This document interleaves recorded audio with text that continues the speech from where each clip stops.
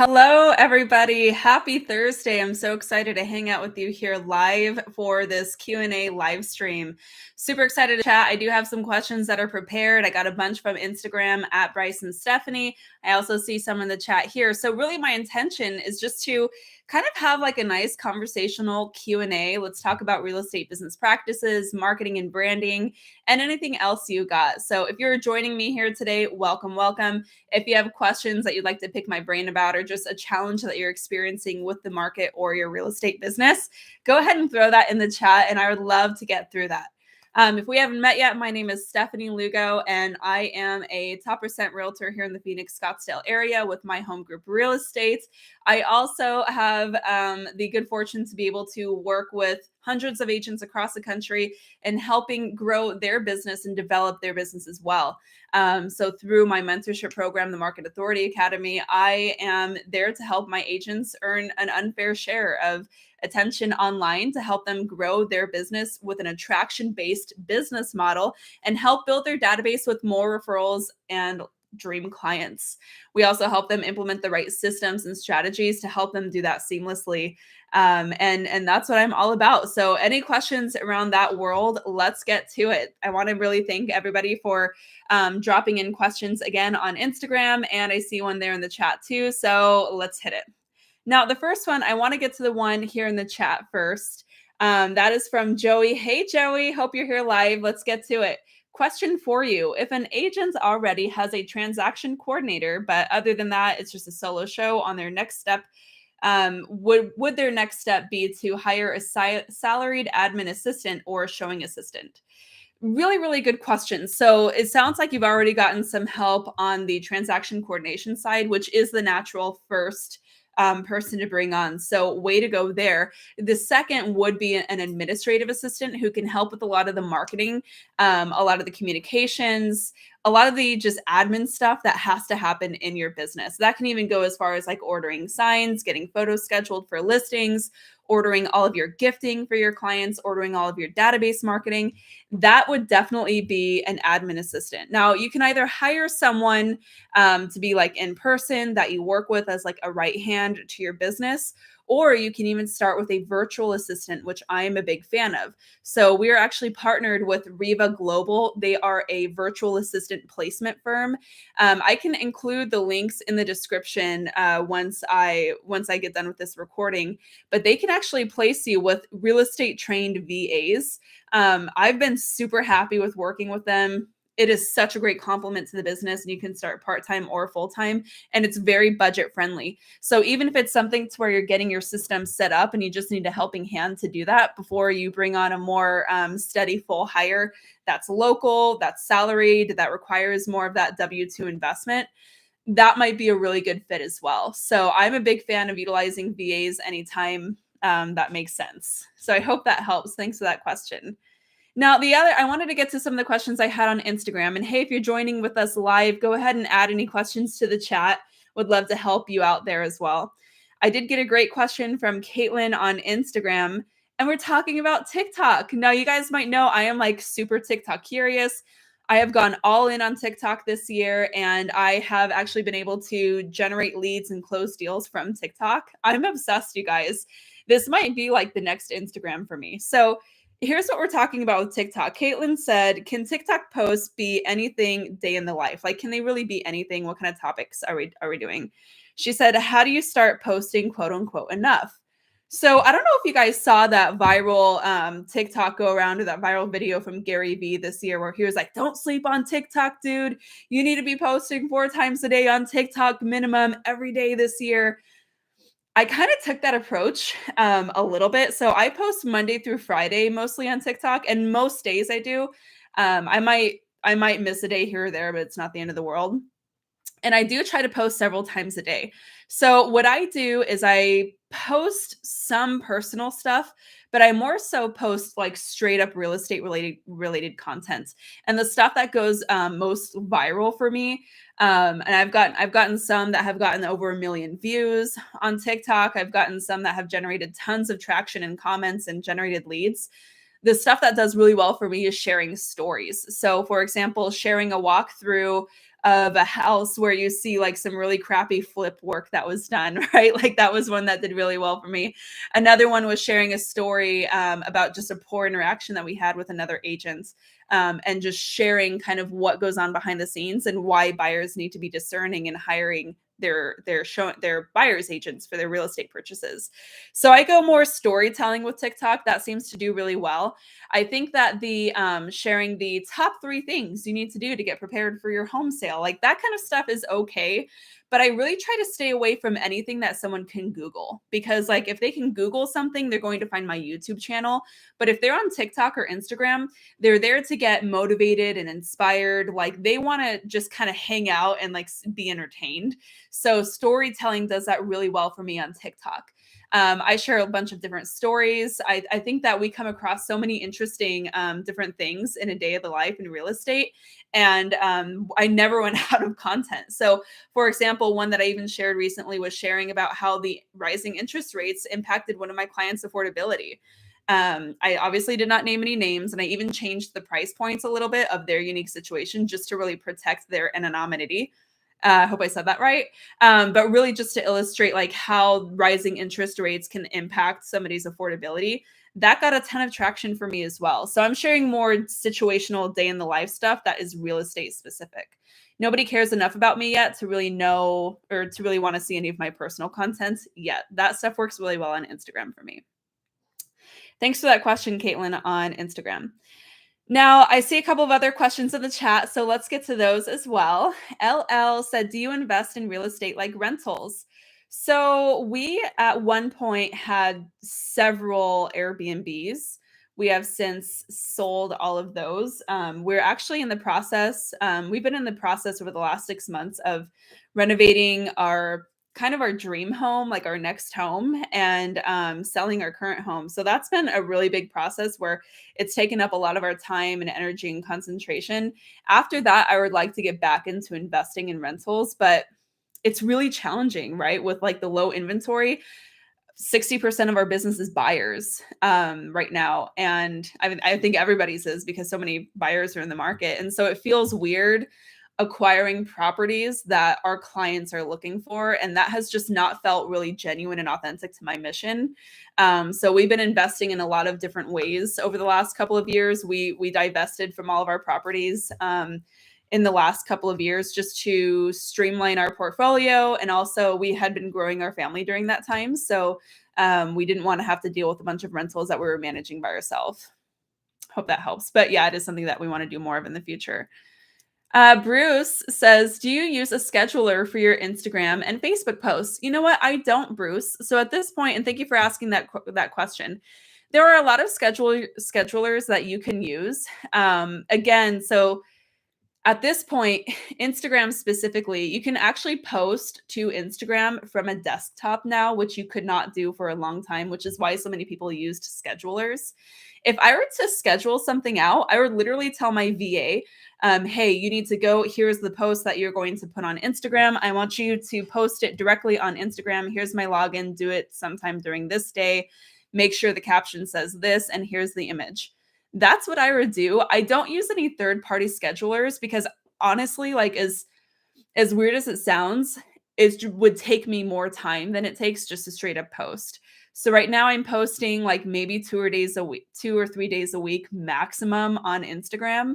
I'm not posting at all on Facebook. I'm having a lot of trouble with Facebook. It's just not a positive environment for me. It's not somewhere where I want to hang out. And it's also somewhere where my ideal clients don't hang out. So I don't really show up on Facebook at all. And so really it takes me not even like 10, 20 minutes a couple times a week to post. I would rather just do that and do it really well instead of trying to mess around with a scheduler and like plan out a big batch of content. At this point, I'm posting like just really high quality, well thought out things on Instagram. Very, very little. Couple times a week. That's it. I am showing up on stories almost daily, and that is something that I will always continue to do because that is more of a nurturing engagement aspect for my database. If you have any more questions about Instagram, TikTok, Facebook, we can totally dive into that. I love talking about that stuff. So anywhere I can provide a unique perspective or value, on that topic, I'm happy to help. Thanks for those great questions, guys. Living Great in Grand Rapids. I love that channel name. What is the process for writing your emails and what grabs your readers' attention regarding your real estate business? So, my email list is one thing that we've always been really committed to building for our database. So, we have our database, which is the people who we know, like, and trust, our referral partners, that kind of stuff. We also have our email list in addition to that. So, our email list at this point is like 4,000 people in the Phoenix area and beyond, or people who are just interested in real estate in the Phoenix area. And so that is something that we spend a lot of time building. That is a great way to continue to grow your audience in a place where you can control. You can control and get more direct contacts and sales from your email list than social media, just statistically speaking. So in terms of writing our emails, it is so simple. Like, I really don't do anything crazy here. Once or twice a month, we'll send out an email blast to that entire list. And typically what we do, one email is market specific. So we are specifically sending out a market update. We are batch recording videos for our YouTube channel once a month. One of those videos for every batch is a market update video. So after we have posted that video to YouTube, it's me and Bryce talking about the market for that month. We then take that video and embed it into our email newsletter and include a bunch of information that people just need to know. So it's really specifically like a deep dive on the market for that month. From there, we kind of go ahead and make sure to add a really splashy subject line. For example, we might say the lowest record inventory this month, or I get a little more creative than that. But I don't just say like February market update in the subject line. I say, can you believe this number, or something really crazy that gets people's attention and gets them want to open. So that's one way that we can really grab attention. We do that once a month without fail. The second email that we might send, again, I'm going to take the next one or two highest watched videos on our YouTube channel for that month. So we might do a realtor reacts to a $2 million listing, or crazy story where our clients got $100,000 over asking for their home. We'll take those videos again that we're batch videoing from our YouTube channel and send that out as a second newsletter. So that one's a little bit more attention grabbing, a little bit more storytelling based. Sometimes we might also include a letter of the heart, which we do quarterly. We mail that out in our quarterly magazines. So we send out a letter of the heart every quarter. So we'll include that sometimes when we have that go out. And then the other thing that we include with that as well is like a family update. So I might take our highest performing Instagram post and link that in our newsletter as well. And we do all that through MailChimp. It's really, really simple. We have the most basic template we could find from MailChimp. Nothing fancy, nothing really pretty in design. It's just very, very clear. And we're literally just linking to our highest performing social posts, either on YouTube or Instagram, because that is where we have a really solid time converting people. I hope that makes sense. I could talk about the email stuff for a long time because I feel like it can get very nuanced very quickly.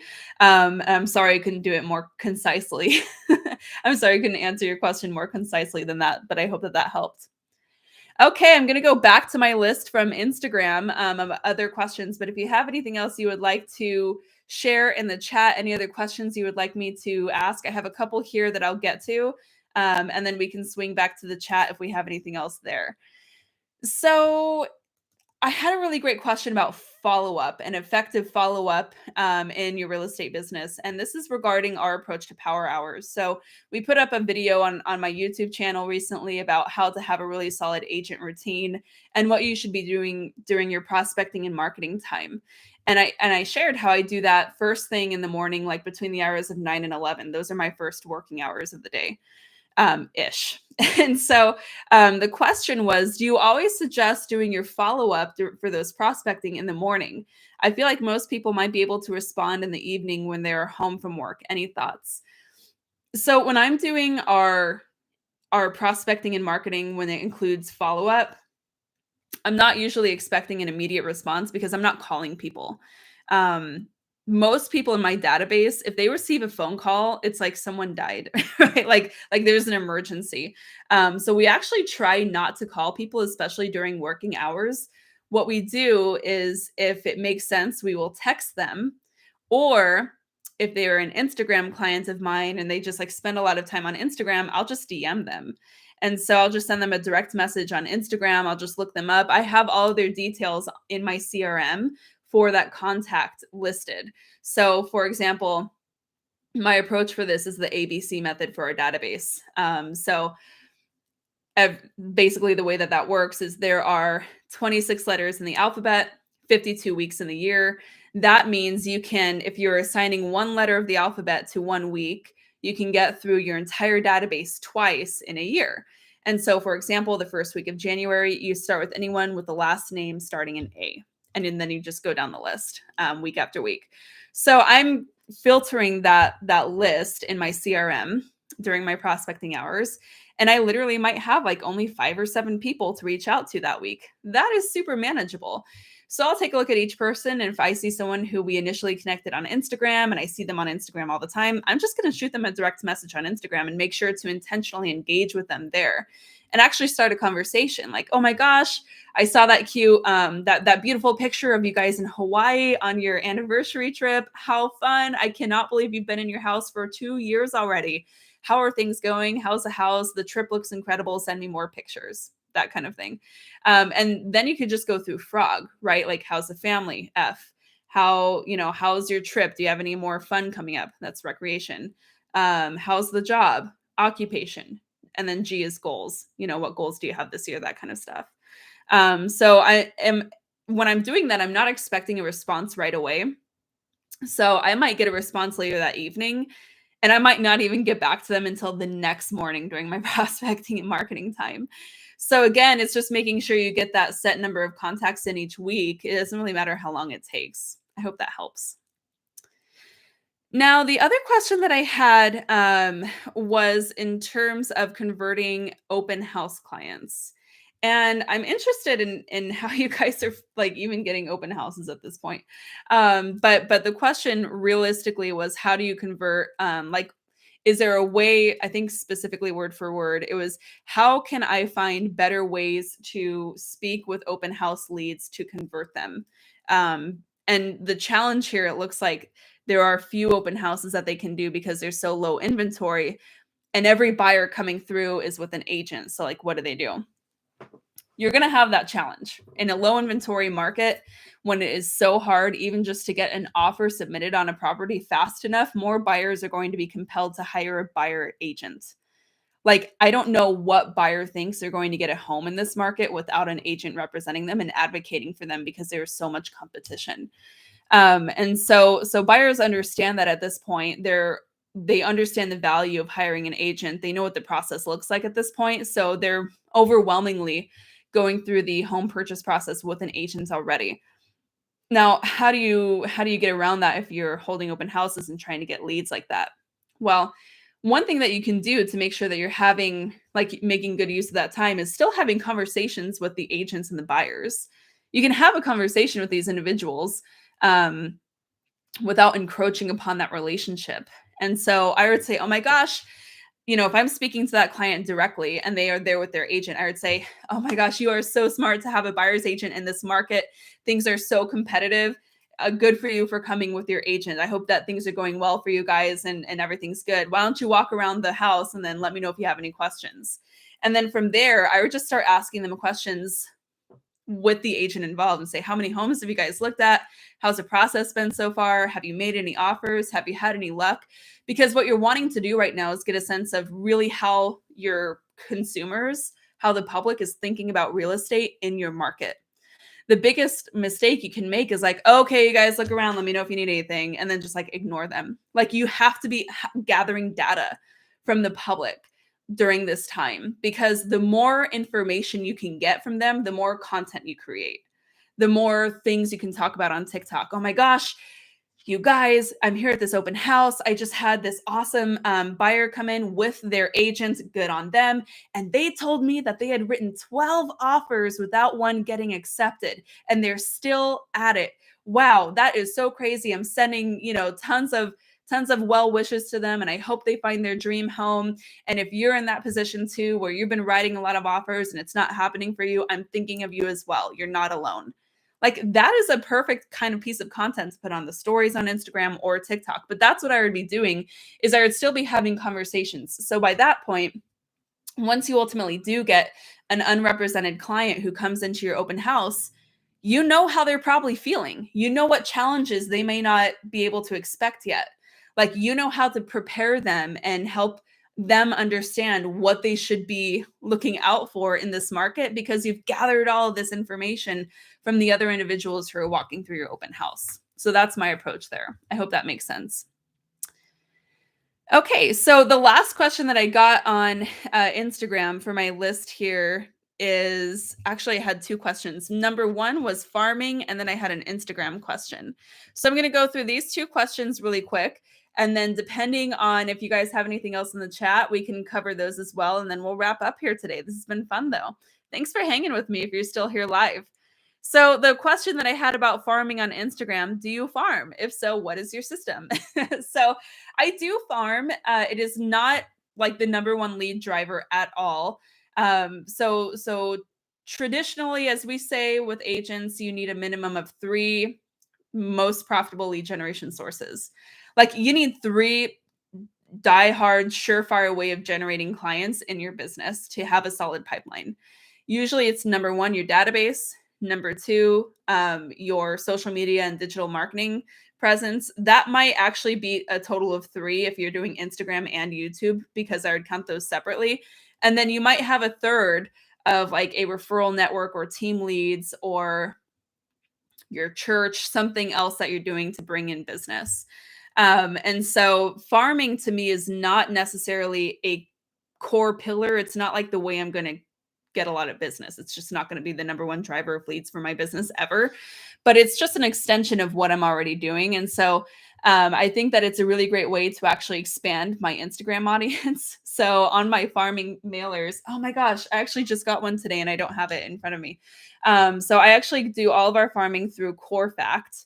And I have a great affiliate program with them. If you guys are interested in farming, they do everything automatically. They mail it out. They have this really, really cool postcard for your neighborhood farm, where they actually let your, they create like a unique landing page for every single homeowner for them to get their CMA. It's super cool. And then you're generating leads from that, which is neat. So we do that. And then we also do circle prospecting mailers for every listing. So after we have a sold listing, we send that to, we have a 3-month campaign that goes after every listing. So we manage all of that through CoreFact. If you guys are curious and you want to talk to them and see what that looks like, I can get you a major discount on that process. We love the guys at CoreFact. So let me know if you want a connection, and I can send you our direct connection for that as well. Now, the last Instagram question that I had here was, how do you see the times on Instagram that your audience is on, and does it matter? So the question is, like, does it matter what time of day that we're posting to Instagram? And it kind of does, but I would never let that get in the way of just posting. So for example, if you have it in your head that, oh, I can only post at 6 p.m., that's the best time to post. So I have to post at 6 p.m. And then you get busy and you get on your phone at 7 and you're like, oh, I missed my window, I'm not going to post. I would never let that be the thing. I would never, ever let that be the thing that keeps you from posting on Instagram. But you can find out. So if you are on Instagram, I have a creator account on Instagram. I suggest everybody uses that. So that's just like the kind of account that I have. You can change that in your settings. You're going to go to your profile, and you're going to hit a button that says Insights on your profile when you're logged in. That button on Insights is actually going to show you all the data and analytics that they have on your audience, like the people who follow you. So if you actually look at that, you're going to click a button that says Total Followers. It's going to show you the top locations they are located in. So if you see mine, I'm looking at mine. My top locations right now are all Phoenix, Scottsdale, Gilbert, Mesa, Chandler. Like, those are all my local areas, which is exactly what you want to see. And then you can also see the age range. And at the bottom, you can see the most active times they're on for every day of the week. So you can go through here. And again, that's going to Insights. And then in Insights Overview, you're going to click the button that says Total Followers. That's going to give you those analytics on your audience there, so you can decide what time of day you want to post. So if I go through, overwhelmingly, regardless of the day, my people are usually on at 12 p.m. and 3 p.m. So I just know if I'm going to post, I'm going to make sure that, honestly, I'm just going to do it at the end of my prospecting and marketing time. So I'm going to do it closer to 11 or 11:30. Hopefully that's good enough. Hopefully the content is high value. And I'm just going to trust the algorithm to work for me and make sure to get it in front of the right people. Okay, so I think I saw one more question here in the chat, and then we'll probably wrap up today. This has been a lot of fun, you guys.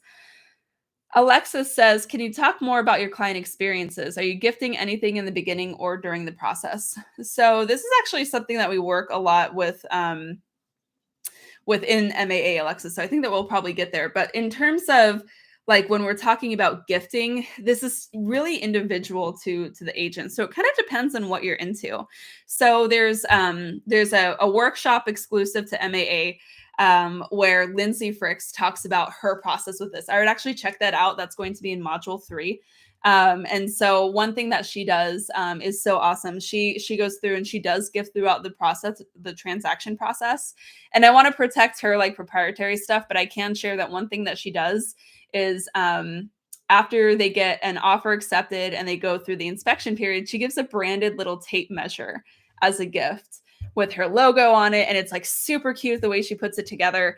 And it's just like, hey, you know, my clients are always asking for a tape measure to measure things. And we have that too. Like Bryce always has his tape measure on his hip when we're going through inspections, because inevitably, like, you know, our clients want to measure for their bed or measure for a dining table. So I think that's a really cute gift. But it really depends on like your client base, where they're at.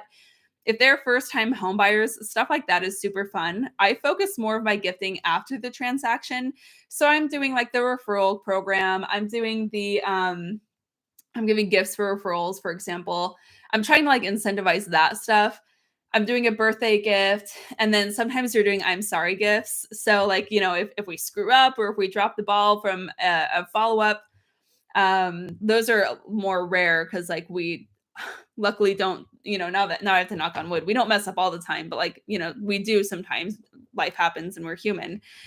So for example, we forgot to respond to a text. It was like we were on a group text with a client, and it was one of those things where Bryce thought that I responded and he thought that I responded, or you know, vice versa.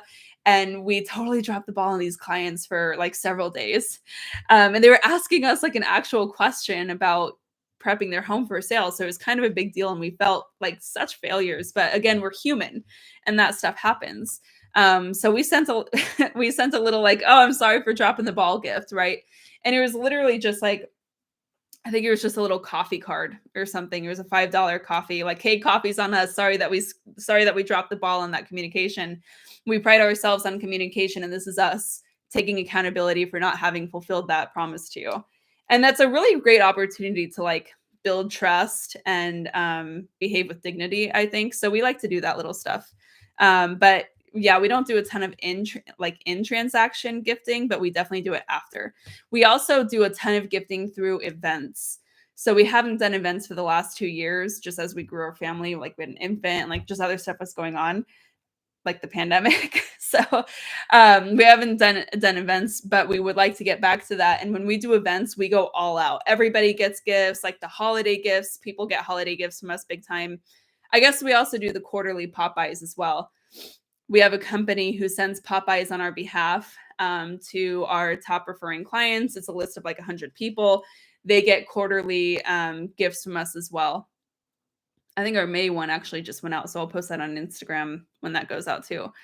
Again, there's no one right way or wrong way to do it. It's just what your budget is and what your capability is. Oh, I'm sorry. Again, that wasn't super clear, but there's a lot of ways we can fine tune that to your unique situation. Bruce is saying core fact, please. So if I can, Bruce, why don't you send me an email at hello@stefanielugo.com.